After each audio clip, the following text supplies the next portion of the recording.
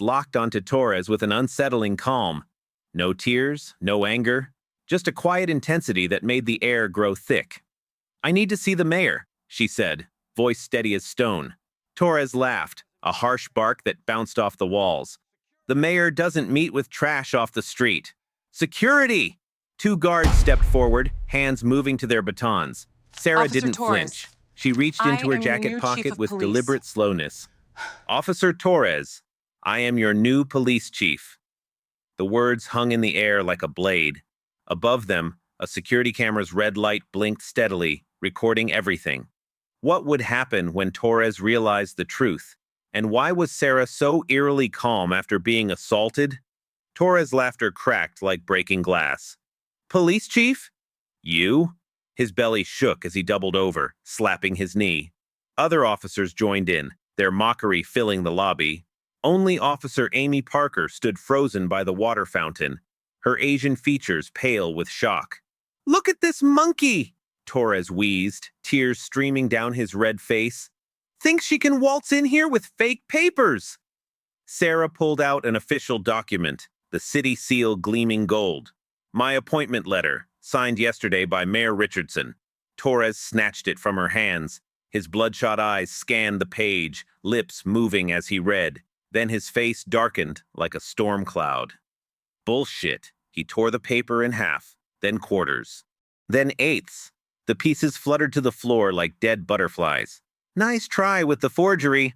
Amy Parker's hand trembled as she raised her phone, quietly recording. Her thumb shook on the screen. Sarah's voice remained level. "That was an official document. You just committed a federal offense." "Federal offense?" Torres stepped closer, his coffee breath hot on her face. "You know what's an offense? A lying piece of ghetto trash disrespecting real cops." The duty roster lay open on Torres's desk, showing strange gaps in the schedule. Shifts that didn't match, times that didn't add up. "Johnson, Martinez!" Torres barked at the security guards. "Drag this bitch out. If she resists, use force." The guards hesitated. Something in Sarah's stillness made them pause. "Move your asses!" Torres roared. Heavy footsteps echoed from the stairwell, deliberate, measured, the sound of expensive shoes on worn linoleum. Mayor Richardson appeared at the top of the stairs. His silver hair caught the harsh fluorescence as he descended. Behind him, two city councilmen followed like shadows. The laughter died. Officers straightened their uniforms. Torres's face drained of color, leaving only blotchy red patches. "Mayor Richardson," Torres stammered. "Sir, this woman was causing a disturbance. Claims to be Chief Sarah Johnson." The mayor's voice cut through the air. "I see you've already met some of your staff." The lobby became a tomb. 20 officers stood like statues. Amy Parker's phone captured every second. Torres's knees wobbled. Sweat beaded on his forehead, running down his temples in tiny rivers. "Sir, She didn't... Nobody told me." Apparently not. The mayor's eyes were winter cold. "Chief Johnson, I apologize for this reception." Sarah finally moved, brushing paper fragments from her jacket. "No need, Mayor Richardson." This has been quite educational. Her calm terrified Torres more than any rage could have. "Educational?" His voice cracked like a teenager's. "Yes." Sarah's eyes swept the room, memorizing faces. "I've learned exactly what kind of department I'm inheriting." The security camera above blinked steadily. The duty roster pages fluttered in the air conditioning. Torres' world began to crumble, 1 second at a time. What had Sarah discovered in those few minutes? And why did Hayes from Internal Affairs suddenly appear at the balcony, his face ghost white? The real investigation hadn't even begun. Mayor Richardson's words echoed like a judge's gavel. "This is Police Chief Sarah Johnson, your new commanding officer." Torres's legs gave out. His knees cracked against the hard floor. The sound made everyone flinch. "No, no, no, no." He crawled forward on his hands and knees. "Chief Johnson, I'm sorry. I didn't know." Tears mixed with snot as he grabbed for her shoes. Sarah stepped back, her face carved from stone. "Please," Torres sobbed. "I have a family. Kids. Please don't fire me. Stand up." Sarah's voice could have frozen hell. You're embarrassing yourself. But Torres couldn't stand. His body shook like a beaten dog. 20 years of arrogance crumbled in 20 seconds. I want to see the security footage, Sarah said. Now. Amy Parker moved to the computer, fingers flying over keys. The monitor flickered to life. Multiple camera angles filled the screen. Go back 1 week, Sarah ordered. The footage rewound. Monday, Tuesday, Wednesday. Each day showed the same pattern. A black woman approaching the desk, Torres screaming, security dragging her out, an elderly black man with a cane, Torres shoving him, the man falling, a black teenager asking about his arrested father, Torres throwing him against the wall. 5 incidents, 5 victims, all black, all treated like animals. The lobby filled with gasps. Officers who'd laughed minutes ago now backed away from Torres like he was diseased. Jesus Christ, someone whispered. Amy Parker's face had gone green. Every single one was from the Market District. Everyone. Sarah's eyes never left the screen. Pull up the duty roster. More keystrokes. The schedule appeared. Gaps everywhere. Ghost shifts. Torres's name appearing when he wasn't supposed to work. You've been hunting, Sarah said quietly. Haven't you? Torres rocked on his knees, mumbling prayers. Footsteps pounded down the stairs. Robert Hayes burst into the lobby, his internal affairs badge swinging. Sweat stained his white shirt in spreading circles. Chief Johnson! He tried to smile, but his lips trembled. Perhaps we should discuss this privately. In my office. Away from all these cameras. His eyes darted to the security monitors, to Amy's phone, to the witnesses. Calculating. Desperate. Sarah turned slowly. Director Hayes. How interesting that you're here. I heard there was a misunderstanding. Hayes tugged at his collar. These things happen. First days are always rough. Misunderstanding? Sarah pointed at Torres. Is that what we're calling assault now? Hayes moved closer, lowering his voice. Chief, you don't understand how things work here. There are arrangements, understandings, 20 years of... 20 years of what, exactly? The question hung in the air like a noose. Hayes's Adam's apple bobbed. Nothing. I meant nothing. But his eyes betrayed him. They flicked to Torres, to the duty roster, to the exit. The eyes of a man whose secrets were about to spill like blood. Sarah smiled for the first time. It was not a kind smile. Director Hayes, I'm declaring a full departmental lockdown, effective immediately. No one leaves until I get answers. The camera above them blinked, recording everything, missing nothing. What would 48 hours of investigation reveal? And why was Hayes's phone buzzing non-stop with panicked messages? Lock it down. Sarah's voice cut through the chaos. Every door, every window. Nobody leaves. Officers scrambled to comply. The heavy clank of bolts echoed through the station. Torres remained on his knees, a broken puppet with cut strings. 48 hours, Sarah announced. That's what we have. A full investigation. Every file, every record, every dirty secret in this building. Hayes's phone buzzed frantically. Text after text lighting up his screen. His fingers twitched toward it. Problem with your phone, Director? Sarah asked. No, Chief. Just family. Then they can wait. She turned to Amy. Officer Parker, bring me the duty rosters. All of them. 6 months back. Amy hesitated. Fear flickered in her eyes. But something else, too. Hope, maybe. She nodded and hurried to the records room. Sarah walked to Torres's desk. The duty roster lay open, ink still fresh on today's entries. She ran her finger down the columns. Interesting. She held up the book.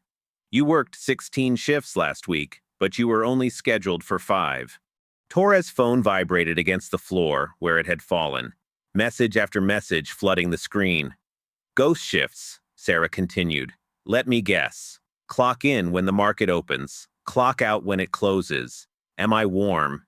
Hayes stepped forward. Chief Johnson, these are serious accusations. Without proper evidence. Evidence? Sarah smiled that cold smile again. Director Hayes, in my experience, men who run clean departments don't sweat through their shirts at 8 a.m. The stain on Hayes' shirt had spread to his jacket. Dark circles bloomed under his arms. Amy returned with an armload of rosters. Her hands shook as she set them down. "Chief, there's something else. Something I need to—" "Not here," Hayes cut in sharply. "Officer Parker, remember your position." But Amy's dam had broken. "I've seen things, recorded things. Torres taking envelopes. Hayes signing off on reports that didn't make sense." The room temperature seemed to drop 10 degrees. "You little bitch!" Torres snarled from the floor. "Officer Parker," Sarah said gently, "do you have proof?" Amy nodded, pulling out her phone. "Videos, photos, 2 years' worth. I was scared to report it because internal affairs was compromised," Sarah finished. Hayes's face had gone from white to gray. "This is a witch hunt. 20 years I've served this department. 20 years of—" "20 years of what?" Sarah pressed. "Finish the sentence." But Hayes clamped his mouth shut. His phone buzzed again and again, like angry wasps trapped in his pocket. Sarah addressed the room. "It department, I want every camera file from the last 6 months. Financial, I want every overtime report. And someone get me a pot of coffee. It's going to be a long 48 hours. Officers moved with new purpose. The spell of the old regime was breaking." "You're destroying everything," Hayes whispered. "You don't know what you're doing." "I know exactly what I'm doing," Sarah replied. "I'm turning on the lights, and we're going to see what's been hiding in the dark." Torres' phone buzzed one last time. A message flashed on the screen before going dark. "Get out now. They know." Who were they? And what exactly did they know? The IT room became Sarah's command center. 6 hours into the lockdown, she sat surrounded by glowing monitors while Marcus, the IT specialist, pulled up footage from 6 months ago. "Chief, look at this pattern." His voice cracked with disbelief. "It's the same thing over and over." The screen showed a black woman approaching Torres's desk. Without warning, Torres jumped up, screaming. The woman fled in terror. Next clip, a black man with groceries. Torres grabbed his baton. The man ran. "Every single incident," Marcus whispered, "happens between 8 a.m. and noon." Sarah leaned forward. "Pull up the market schedule." The correlation was perfect. Every attack matched a market day. Torres had been hunting vendors like prey. "He knew they couldn't fight back," Amy said from the doorway. She'd been standing there for an hour, gathering courage. "They need their permits, can't afford lawyers." 12 hours in, Amy finally broke her silence completely. She pulled out her phone with trembling hands. "2 years ago I saw this." The video was grainy but clear. Torres taking a thick envelope from a terrified vendor. Cash visible as he counted it. And there, on the stairs, Hayes watching like a satisfied snake. "Why didn't you report it?" Sarah asked gently. Amy's laugh was bitter. "Report it to Internal Affairs?" Hayes IS Internal Affairs. She showed more videos, dozens of envelopes, a systematic pattern of extortion filmed over 2 years. Amy had documented everything, waiting for someone who would listen. The second morning arrived with bolt cutters. Sarah stood before Torres's locker, while officers gathered to witness. "Open it," she ordered. The lock snapped like a breaking bone. Inside, beneath spare uniforms and deodorant, lay a leather journal. Torres' meticulous record-keeping would be his downfall. Sarah read aloud. "Chen's Grocery, $500 monthly. Martinez Produce, $300. Washington's Fish, $600. Pages and pages of names, hundreds of victims, thousands of dollars. But the worst part made everyone gasp. Every entry has 2 signatures." Sarah held up a page. "Torres and Hayes, 50-50 split." Amy calculated quickly. "That's over $30,000 a month, just from the market vendors." By the afternoon of day 2, the accounting software revealed an even darker truth. Marcus had been digging through financial records non-stop. "Chief, it's not just extortion." His screen showed a maze of transactions. "Look at these ghost shifts. Officers paid for work they never did. Overtime that never happened." The numbers made Sarah's stomach turn. $10 million over 5 years. A massive theft hidden in plain sight. Through his office window, they could see Hayes at his computer. He'd been there for 20 hours straight, clicking frantically, deleting file after file. Sweat had soaked through his shirt and jacket. "He's destroying evidence," Amy observed. Sarah smiled coldly. Marcus, please tell me you have backups. 3 servers worth. He can delete until his fingers bleed. We have everything.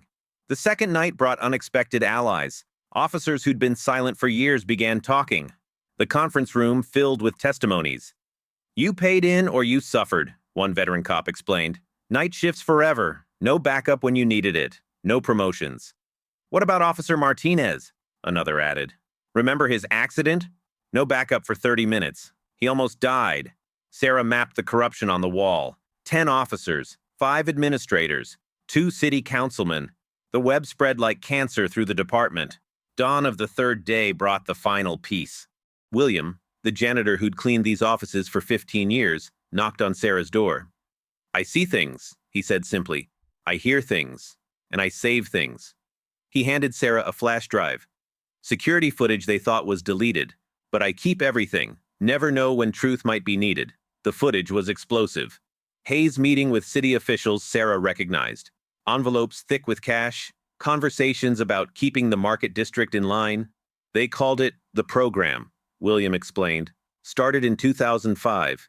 Keep black vendors scared, keep money flowing like a machine. 20 years of systematic racism, 20 years of theft, all documented, all preserved by a janitor everyone ignored. We have them all, Amy breathed. But through his window, Hayes was on his phone again. Sarah could read his lips clearly. Code red. Burn it all. His face had the desperate look of a cornered animal. Whatever code red meant, it was his last card to play. Marcus suddenly sat bolt upright at his computer. His exhausted eyes went wide. Chief! That camera in the lobby. He pointed at the screen showing the security feed. It's not one of our old models. Sarah moved closer. The camera from the first morning, the one that caught Torres slapping her, looked different from the others. Maintenance installed it last month, Marcus continued, fingers flying across the keyboard. It's the new model. High definition. And he grinned like he'd found gold. It has audio recording. Torres didn't know. The room went electric. Amy grabbed Sarah's arm. Even the tired officers perked up. Can you extract the audio? Sarah asked, though she already knew the answer from Marcus's expression. Already on it. His screen filled with waveforms. The mic is hidden in the housing. Picks up everything within 20 feet. The first audio file made everyone lean in. Hayes' voice, crystal clear from 2 weeks ago. The new chief is some black woman, Hayes said, fresh from the academy. She'll be easy to handle. Torres' laugh was ugly. A diversity hire. Probably can't even read the duty roster. Just keep doing what you're doing, Hayes continued. In fact, increase the fees by 50%. She won't last a month. Sarah's jaw tightened. Amy's hands clenched into fists. Marcus pulled up more files. A conversation from last Tuesday made everyone gasp. That bitch vendor from Chen's grocery tried to complain, Torres said. I set her straight. Good, Hayes replied. Can't have them getting ideas. What about the others? All paid up. Johnson's fish was short, but I convinced him to find the money. How? Hayes asked. Told him his daughter walks to school alone. Amazing how quick people find cash. The room erupted. Officers who'd been loyal to Hayes looked sick. The threat against a child crossed every line. Marcus kept the recordings coming. 20 files, 30. Each one more damning than the last. Here's yesterday, Marcus said, right after the mayor announced the new chief. Hayes' voice was panicked. A black woman? Are you fucking kidding me? Maybe she's dirty too, Torres suggested hopefully. No, I checked. Sarah Johnson is clean, military background, perfect record. We're fucked. So what do? Make her first day hell. Break her. If she quits, problem solved. The recording captured everything. Their plans, their fears, their 20-year crime spree discussed like a business meeting. Chief, Marcus said quietly, there's one more file. From an hour ago. Hayes' voice filled the room, talking on his phone. Code red means burn everything. Physical files, hard drives, everything. Meet at the warehouse on 5th. Bring the emergency cash. Who's he talking to? Amy asked. Marcus enhanced the audio. A second voice became audible. Sarah recognized it immediately. City Councilman Richards. 20 years down the drain because of some black bitch, Richards snarled. Should have killed her when we had the chance. The smoking gun had become a nuclear bomb. Not just Torres and Hayes. The corruption reached into City Hall itself. Hayes must have sensed something. Through his office window, they watched him stand up and walk to his door. His hand trembled on the knob. Sarah looked at her team. Exhausted faces hardened with determination. He's going to run, Amy said. No. Sarah picked up the audio recorder. He's going to confess. She walked to Hayes' door as he opened it. His face crumbled when he saw what she held. Director Hayes, Sarah said loudly, would you like to make a statement? Sarah's voice echoed through the intercom. All personnel to the main hall. Mandatory assembly. Now. Officers filed in from every corner of the station. 50 tired faces, some anxious, some defiant. Torres sat handcuffed in the front row, his head hanging. Hayes stood against the wall, trying to look confident. Sarah took the podium. Behind her, a projector screen came to life. 72 hours ago, Officer Torres assaulted me. She touched her cheek where the slap had landed. That assault opened a door to 20 years of corruption. The first slide showed the market vendors. Their faces filled the screen. Chen, Martinez, Washington. Real people with real families. These citizens paid over $10 million in illegal fees. Sarah's voice carried like thunder. Protection money, extortion, organized crime wearing badges. Gasps rippled through the room. Officers who'd suspected something stared at those they'd trusted. The audio played next. Hayes' voice filled the hall. A black woman? She'll be easy to handle. Then Torres told him his daughter walks to school alone. Young officers covered their mouths. Veterans shook their heads. The evidence was undeniable. Officer Michael Torres. Sarah read from an official document. 37 counts of assault, 200 counts of extortion, conspiracy to commit racial violence. This is bullshit, Hayes exploded from the wall. 20 years I've served this department, 20 years of keeping order. You can't just... Director Robert Hayes. Sarah continued as if he hadn't spoken. Corruption, racketeering, theft of public funds, threatening witnesses. Hayes pushed off the wall. You have no authority. This is my department. I built this place. You poisoned this place. Sarah's voice could have cut steel. Officer Parker, arrest them both. Amy stepped forward with handcuffs, but she'd only taken 2 steps when 5 senior officers blocked her path. Sergeant Mills, a 25-year veteran, led them. Nobody's arresting anybody. The hall went silent. Hands moved to weapons. The air crackled with danger. Stand down, Sergeant, Sarah ordered. You stand down. Mills's face was red. You think you can waltz in here and destroy everything? We each lose $500 a month if this system goes down. That's college funds, mortgages, medical bills. The other 4 nodded. Officer Bryant spoke up. My wife has cancer. That extra money pays for treatments insurance won't cover. Dirty money, Sarah said. Easy for you to say, Mills shot back. You don't have 3 kids. You don't have bills that never stop coming. The room split like a broken bone. Half the officers moved behind Mills. The other half stayed seated, uncertain. Sarah stepped from behind the podium, no shield between her and 5 angry cops. I understand you're scared, she said quietly. Change is terrifying. But look at those faces. She pointed at the screen still showing the vendors. Those are the people you swore to protect. They're not my people, Mills snarled. Then you're not my officer. Sarah's voice hardened. Every person standing with Sergeant Mills has 10 seconds to reconsider. After that, you're accessories to federal crimes. Nobody moved. The countdown began in everyone's head. At second 8, Officer Bryant stepped back. My wife wouldn't want this. Not blood money. At second 9, 2 more officers retreated. Mills stood alone with 1 supporter. His face had gone from red to purple. You're destroying good cops' lives. No. A young officer, Jackson, stood up from his seat. They destroyed their own lives when they chose money over honor. More young officers stood, then veterans. Soon 40 officers faced Mills and his lone supporter. Sergeant Mills, Sarah said, you're under arrest for conspiracy.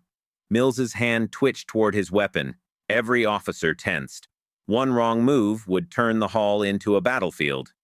Choose carefully, Sarah warned. Your next decision defines whether you retire or die in prison. Mill's hand froze halfway to his gun. The hall held its breath like a loaded chamber. Then Amy Parker stepped forward from the crowd. Her voice shook but carried clearly. I've been silent too long. Today I stand straight. She held up her phone. 2 years of evidence, videos, photos, every crime I witnessed and was too scared to report. The screen behind Sarah came alive with Amy's footage.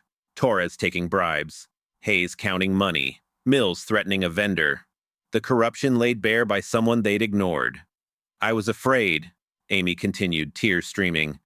Afraid of losing my job, afraid of being next, but fear made me complicit. Her confession broke the dam.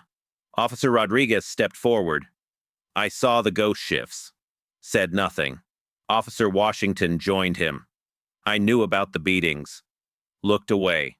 One by one, 10 officers confessed their silence. Not participants, but witnesses who'd chosen safety over justice. Mills's last supporter, Officer Craig, suddenly stepped away from him. My kids deserve a better father than this. Mills stood alone, his hand dropping from his weapon. The fight drained from his face like air from a punctured tire. Sergeant Mills, your weapon, Sarah commanded. He unholstered it slowly, placing it on the ground. The click echoed like a coffin closing. Sarah surveyed the room. 40 officers remained, some crying, some stone-faced, all forever changed. This department dies today, she announced. What rises tomorrow depends on all of you. She pulled out a prepared document. Effective immediately, all overtime requires video documentation. All citizen complaints go directly to an independent review board. Body cameras stay on. No exceptions. Hayes laughed bitterly from his handcuffs. You think rules on paper change anything? This system is older than... Which is why we're changing the people, not just the policies. Sarah turned to Amy. Officer Parker, front and center. Amy approached on unsteady legs. Sarah pulled out a badge. I need an assistant director of internal affairs. Someone who's seen the darkness and chose the light. Someone brave enough to record the truth when everyone else looked away. Amy's hands shook as she accepted the badge. Tears ran freely down her face. I don't deserve... You earned this the day you hit record instead of delete. Sarah pinned the badge to Amy's uniform. Your first job? Establish a 24/7 anonymous tip line. In multiple languages. Accessible to everyone. The room erupted in applause. Young officers cheered. Veterans nodded approval. Even some who'd stood with Mills clapped slowly. Furthermore, Sarah continued, monthly community meetings. Mandatory. Every officer will face the people they serve. No hiding behind desks or badges. She walked among the officers as she spoke. Transparency isn't a word. It's a practice. Every arrest, every citation, every interaction goes into a public database. Searchable. Accountable. What about us? A veteran officer asked. The ones who stayed silent? You get one chance. Sarah's eyes swept the room. Full confession, full cooperation. Help us clean house or join your colleagues in custody. 20 hands shot up immediately, officers ready to purge their conscience. Sarah returned to the podium. The badge means service, not supremacy. Protection, not profit. If you can't accept that, leave now. Nobody moved. The old guard was broken. Mills, Torres, and Hayes would face justice. The younger officers would rebuild. Chief, Amy said, her new badge catching the light. What about the vendors? The people Torres terrorized? Sarah smiled for the first time in 3 days. Full restitution. Every penny stolen gets returned, with interest, and formal apologies, in person, from every officer who participated or stayed silent. The weight of change settled over the room. Some faces showed relief, others fear. All understood that the old ways had died with Sarah's arrival. One last thing, Sarah announced. This badge, this uniform, this authority, they're not ours. They belong to the community. We're just borrowing them, and loans can be recalled. She looked directly at the camera still recording. To everyone watching, your police department is under new management. We serve you, all of you, equally. 1 month later, the police station felt different. Sunlight streamed through windows someone had finally cleaned. Officers smiled at civilians. The fear had lifted like morning fog. Mrs. Chen from the grocery stood in the lobby, clutching a box of oranges. Her weathered hands trembled, but not from fear this time. Chief Johnson? She approached Sarah's office tentatively. Old habits died hard. Sarah rose immediately. Mrs. Chen, please come in. The elderly woman set down the oranges. Then, without warning, she grabbed Sarah in a fierce hug. Sarah stiffened, then relaxed, returning the embrace. My daughter, Mrs. Chen whispered. She says she wants to be police officer, like you. Sarah pulled back, eyes misting. Tell her our doors are open to everyone now.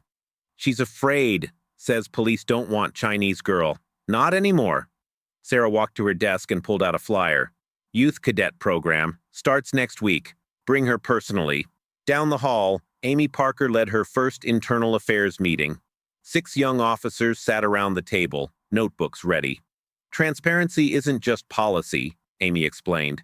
It's daily practice. Every complaint gets investigated. Every community concern gets addressed. Officer Jackson raised his hand. What if senior officers push back? Then you call me, day or night. Amy's voice had found strength. The old days of silence are over. The hiring office buzzed with new energy. Sarah had mandated diversity in recruitment. The waiting room showed the results. Black faces, brown faces, Asian faces, young women in hijabs, veterans in wheelchairs. Officer Rodriguez, now heading recruitment, addressed the group. We're not looking for warriors. We're looking for neighbors, people who see a uniform as a chance to help, not hurt. A young black man raised his hand. My cousin got arrested by Torres. Am I disqualified? The opposite. Rodriguez smiled. You understand why change matters. That's exactly who we need. The training room had transformed too. Gone were the aggressive tactics posters. In their place hung community photos. Protect and serve actually meant something now. Sarah walked in during de-escalation training. 20 recruits practiced talking down conflicts instead of escalating them. Force is failure, the instructor explained. Every fight you prevent is a victory. Every person you help is why we're here. Outside, the market district showed the biggest change. Vendors displayed goods without fear. Children played while parents shopped. Officer Washington walked his beat, stopping to buy fruit, to chat, to be human. Officer! A little girl tugged his uniform. My ball went over the fence. He retrieved it with a smile. No power trip, no intimidation, just a neighbor helping a child. Sarah visited the market weekly now, not as enforcement, but as community. She bought vegetables from Mrs. Martinez, fish from Mr. Washington, flowers from the Kim family. Chief, Mr. Washington called out, you need good catfish for weekend? Always. Sarah examined his display. Business good? Better than 20 years. His eyes crinkled. My customer's not afraid anymore. They stay, they talk, they buy. The transformation wasn't complete. Trust built slowly after decades of fear. But green shoots pushed through concrete.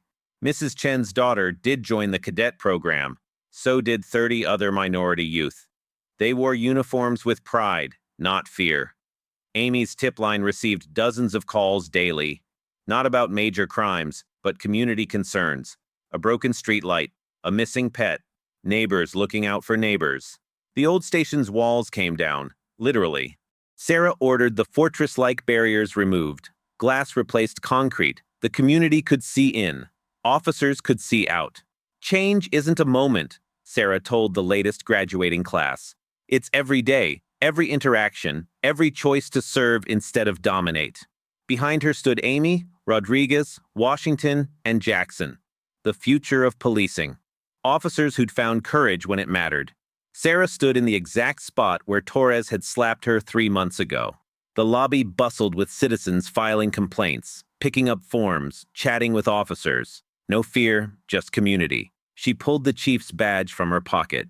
The gold caught the afternoon light, throwing reflections on the wall where blood had once splattered from Torres's victims. This spot, she said to Amy, who joined her, used to be where hope died. Amy nodded. Now it's where justice lives. Sarah pinned the badge to her uniform. The weight felt different now. Not power over others, but responsibility to them. The camera that had recorded everything still blinked overhead. Sarah looked directly at it, knowing her words would reach beyond these walls. 3 months ago, a man hit me because of my skin color. He thought violence was strength. He thought fear was power. She stepped closer to the camera. He was wrong. Her voice carried through the lobby. Officers and civilians stopped to listen. Justice doesn't arrive on its own. It doesn't fall from the sky or rise from the ground. Justice happens when ordinary people do extraordinary things. She held up her phone. See injustice? Record it. Every phone is a weapon against corruption. Amy stepped forward with a flyer. Call our hotline, 1-800-JUST-ICE, 24/7, multiple languages, anonymous if you need. Sarah looked back at the camera. To everyone watching, you are the justice system, not us, not courts, you. She thought of Mrs. Chen's daughter training to be an officer, of vendors selling without fear, of Amy finding her voice. Share this story. Not because it's unique, but because it isn't. This corruption exists in 1,000 cities. This fear lives in 1,000,000 hearts. The lobby had gone quiet. Everyone watched their chief speak truth. But if it can change here, Sarah touched the spot where she'd been slapped, it can change anywhere. All it takes is one person refusing to stay silent. One video, one call, one stand. She smiled, and it transformed her face. The badge doesn't make us special. Courage does. And courage lives in everyone. The camera recorded it all. The truth spreading like light. The future writing itself one brave act at a time. Justice begins with you.